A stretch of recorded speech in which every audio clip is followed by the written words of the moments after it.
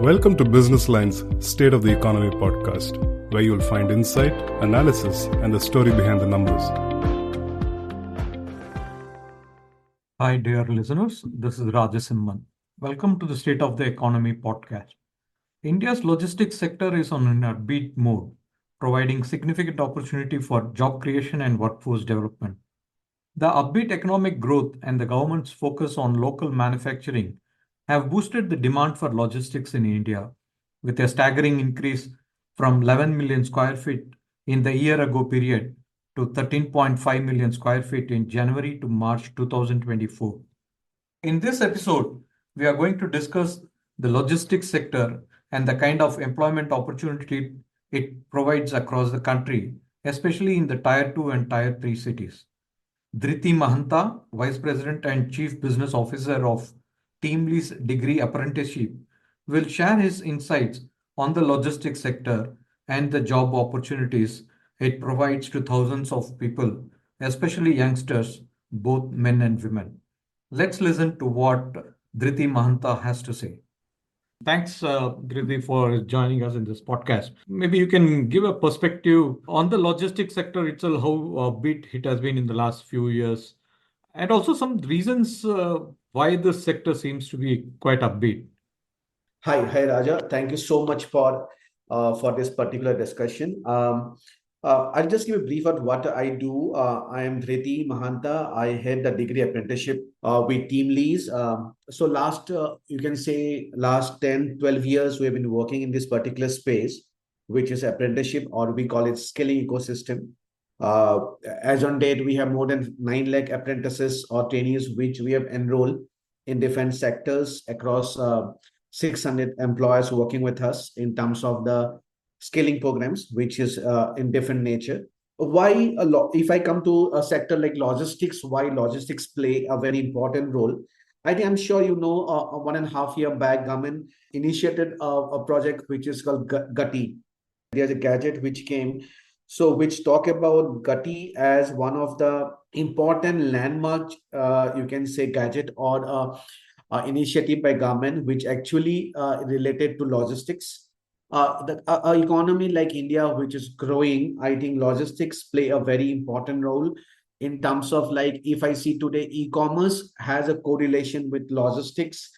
Today, most of our business, maybe 6 years or 5 years back, was more of a e-commerce market, was more of a metros, and it was not been so much in semi metros or like tier 2 and tier 3 cities. Over last 4 to 5 years, or you can say during pandemic time, is actually also got penetrated to tier 2 and tier 3 cities. The growth of logistics is primarily because of the e-commerce growth in India, which we foresee, and with lot of startups coming in this particular industry. Right today, it is not specific to 2 to 3 large enterprises managing the logistics sector. I think it's most of the new startups which actually evolve in last 8 to 10 years time in the logistics sector actually created this particular, you can say, boom in this particular sector with the government initiatives. If you see today, a company like Delivery, a company like Porter, the way they have evolved and they have created their own space in this particular sector has really changed the dynamics of how it used to be 10 years or 8 years back. Today is about the speed, how quickly you can deliver a particular product or a particular document or particular goods to from one place to another with the help of technology. I think technology with the government initiatives and those new startups have completely changed the ecosystem of logistics, not specific to only to what you call it metros. Today, it has gone deep in non-metros, tier 2, tier 3 cities.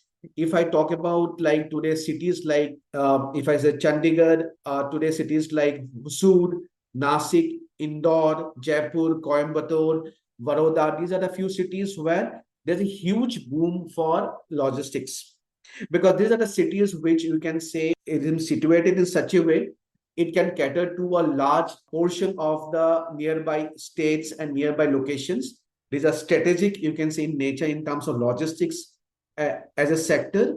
If I talk about Chandigarh, it take care of even to clients like people based out of Shimla and other places. Nashik is very strategically located. Indore is another city which is very strategically located, which actually create lot of space for this particular industry to grow. If I talk about the logistics sector in India, so if I say the projected growth in next 2 to 3 years by 2027 is almost 40 billion. I think there's a huge scope. The market is growing because of the GSTs and other regulations also. It has taken and streamlined a lot of things. If I talk about the government initiative with the infrastructure, road infrastructure coming in, is also helped the sector in such a way that it creates a lot of opportunities.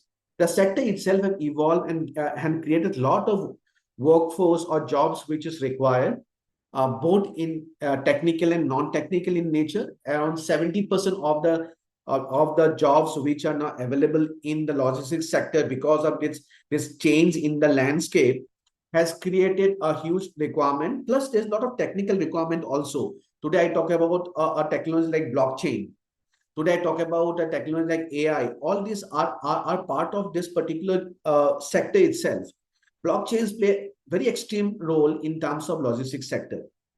Whereas I talk about non-technical roles, which are like packers, pickers, who take care of the supply chain in terms of last mile delivery also. Today, you find that a lot of gender diversity has evolved in this particular sector. A lot of female, you can say, the workforce today are involved in logistics sectors, whether it's last mile delivery, whether it is the managing the warehouse operations. So in nutshell, it is like not only evolving as an industry, it is creating a lot of jobs, a lot of opportunities, both technical and non-technical in nature. Plus, it has also created a healthy mix of gender diversity in the workforce. So I think all this particular things are really helping the industry to grow. If I talk about, there are 4 to 5 pillars for this industry to grow further. One is basically the government regulations, the ease of doing business. Ease of doing business has helped a lot of industries to go to tier 2, tier 3 cities. The demand which is created through the e-commerce business, the supply chain of manpower. The supply chain of manpower is something which is available for this kind of profile in tier 2 and tier 3 cities, because most of the jobs are non-technical in nature at this point of time. So readily available workforce at tier 2 and tier 3 cities is another thing. So all these 4 to 5 large pillars, or you can say drivers of this particular industry has lead to growth. And I see that this particular industry is going to grow in different dynamics, right? Today, we talk about like drone coming in, and drone, the way the industry is evolving with respect to drone, I think this industry will able to create a lot of jobs in the particular space of drone also. But I think a lot of regulations are still there, which need to be worked out. But that is another space, which is subset of logistic industry, which is drone as an industry, can create a lot of future jobs, lot of jobs in tier 2 and tier 3 cities also, which can lead to a lot of growth and loss of cost optimization. With drone as a subset of logistic industry get implemented over next 4 to 5 years, it will reduce the cost of logistic as an industry. It will create more profitability, more revenue growth, and with profitability and revenue growth, it is again going to create more jobs. So I think drone will play a very important role going forward in the logistics sector, and specific to tier 2 and tier 3 cities. If I talk about today, migration of people, manpower from tier 2, tier 3 cities to tier 1 cities is becoming challenging day by day, with a lot of schemes which restrict them to come to tier 1, because they are finding jobs, they are finding a lot of other schemes which is helping them to for their livelihood. So I think India is the same phase where China was 20, 25 years back, where migration is an issue, but This issue is going to help the logistics sector to evolve and create more jobs. Okay. So migration of labor will not going to impact this industry, which is impacting many industries today in terms of manufacturing. Industries are getting impacted because of migration issue of labor manpower. But this industry is not going to get suffer because of migration issue, because the way the e-commerce companies are evolving, even a tier 3 and tier 4 city has a customer. Today, I talk about like a city like Guwahati, right? A city like Guwahati has 2 to 3 large warehouses for large e-commerce company, which is getting to huge jobs, which actually cater to northeast of the country. Similarly, you talk about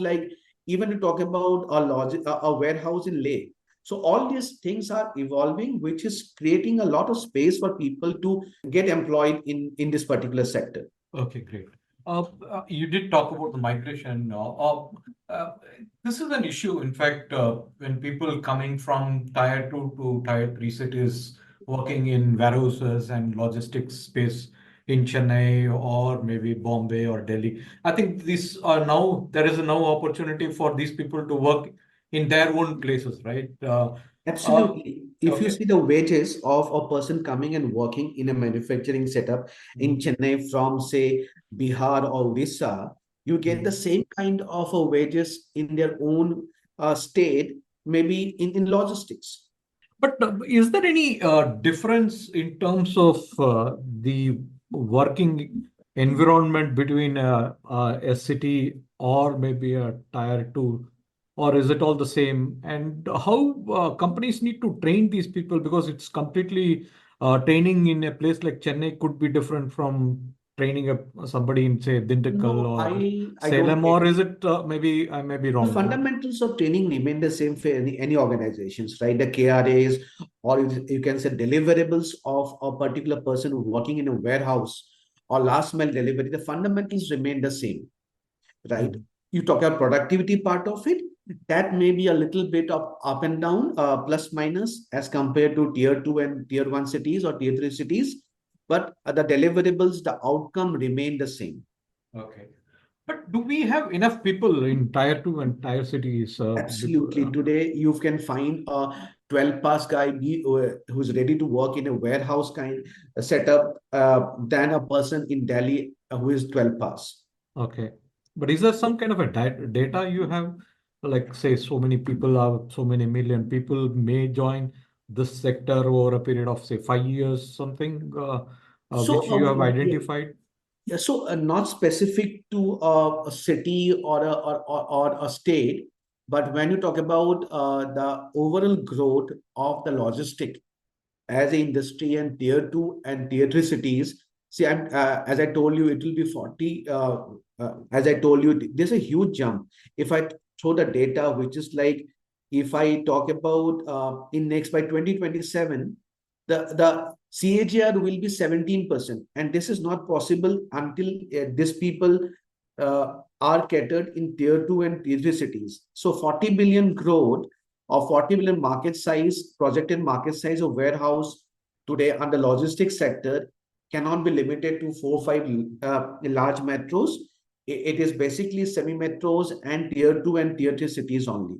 So when you talk about the data, see, eventually today I tell you, with the kind of challenges we are facing getting people migrated, I think this shows that there's a possibility and there's availability of jobs, right? Otherwise, people would have migrated, which was happening in last 2 to 3 years time. Suddenly we see a dip in terms of migration of manpower, and this is primarily because of certain sectors like logistics, FMCG, but logistics and FMCG are even correlated today. Okay.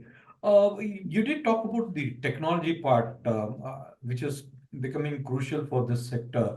Again, if you look at the kind of profile of these people in tier 2 and tier 3 cities, when you have only 12 standard or 10 standard, how easy or difficult is it going to be make them technology savvy? Are they able to pick up quickly? So, if you see today, the campus hiring, right? When I talk about technical profiles, campus hiring was divided into two segments. the elite IITs and NITs and all those things, and tier 2 and tier 3 colleges, or those engineering colleges or tech colleges. If you see today, even IITs placement has the placement salary has dipped by 50%. So fundamentally, whereas this dip is not there in tier 2 and tier 3 cities. If you see the placement record of tier 2 and tier 3 cities this year as compared to IITs and NITs, they have there's no dip in terms of the final placement salary which is offered to tier 2 and tier 3 cities. It means there's availability of qualified manpower. Okay. But typically, what sort of roles would these people be looking at? You did talk briefly about that, but could you just elaborate the kind of new jobs or which could emerge in this sector? So if you see, all these warehouses are technically very sound. If I talk about even a profile like blockchain, right? Today, logistics fundamental is blockchain. If I talk about technical intervention or technical growth, today without blockchain, this industry is going to collapse maybe in 4 or 5 years if we don't have sufficient people in blockchain. So I think today there is no dearth of people who can be trained in this particular technology, which can be in tier 2 and tier 3 cities. If I talk about, I give an example of gaming. The India's market is growing, and India has been able to supply a lot of gaming softwares worldwide because the cost of talent or cost of production of those games are cheaper than the Western countries. Similarly, if I talk about getting a guy with this particular technology will be, or to get trained in this particular technology for a tier 2 and tier 3 cities will be lesser than tier 1, with the cost wages increases. The wage premium of a tier 1 cities will be much more than a tier 2 and tier 3, even people gets trained in this particular technology. So companies actually can manage people in tier 2 and tier 3 cities sitting and managing tier 1 cities for this kind of technologies. Okay. Let's talk about the apprenticeship itself. How is the logistics sector? Has it evolved with the apprenticeship kind of programs? Do they have maybe tailored to some of the sector specific, like say pharma or e-commerce, FMCG, retail? And where do you come in as a HR company? Where does TeamLease help some of your clients in the logistics sector? So TeamLease, at TeamLease, we have our own university, which is called TeamLease Skills University, which is India's first vocational skill university. Through the university, we run an apprenticeship program. Today, if you see out of say 600 clients which I have, around 20-25% client today are in this space, maybe related, maybe core. So if I talk about today, even last mile delivery, right? So how it goes, TeamLease, for this particular business, we fall in bottom of the pyramid. We actually help to create a supply chain of manpower in within a time frame of 6 months to 1 year to 2 years. What we help the establishment or the companies is that we help them to get apprentices who work with them for a specific time frame, which can be 6 months to 1 year, depending on what kind of skills they are looking for, what kind of employability factors they are looking for after completion of the apprenticeship program, which can be 6 months, 1 year, 2 year. All these people get trained with real life skills in 6 months to 1 year, 2 year time. Plus, they also go through a lot of theory. So what we do actually is that we get a campus to this particular place where these people are doing the apprenticeship program. They don't need to go to university. All these people get trained through our app, through virtual. So when they complete their 6 months or 1 year, 2 year, they get their practical experience, which is life skills. Plus, they also get a diploma or a degree, depending, or a certification, depending on their tenure.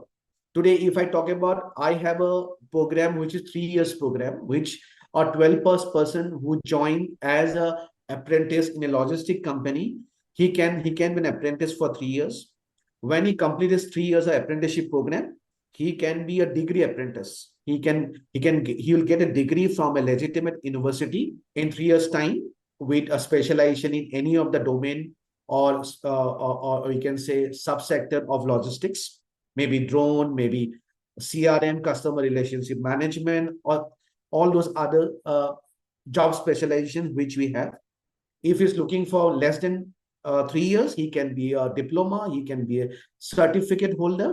So all this attribute of life skill and theory from the university to virtual mode actually create a lot of employability outcome for these apprentices, which help them to get wage premium.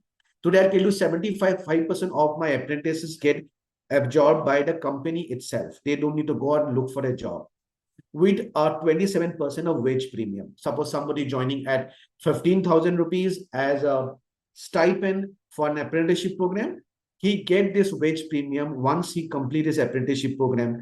And if I talk about only 25% left, out of which 25%, around 10% move for their own ventures, and rest are something which is basically where they need to get reskilled or they move for a higher education. So if you see out of 175 people get absorbed in the company itself where they're doing the apprenticeship, it means this particular initiative or this particular apprenticeship program is creating the outcome which is required. Okay. Finally, you did mention about the gender diversity. I would like to know the kind of women participating in this sector. I know it is not. How lucrative is this sector for the women, and what kind of job profiles are available for them? So you'll be surprised today. I get requirement from my customers or clients that they need a female or they want to create the gender diversity in last mile delivery also. Not necessary that it need to be done only by a particular gender. Today, I get requirement where they want to hire apprentices for last mile delivery. One of the, if I talk about what are other profiles today, warehouse, a lot of different profiles are available in the warehouse where they look for gender diversity. Today, even people are looking for in the technical profile where they're looking for gender diversity. But I was speaking to someone a couple of weeks back who is one of the investors for a large e-commerce company, and he himself is saying that the participation of partisan female in the workforce of logistics is increasing.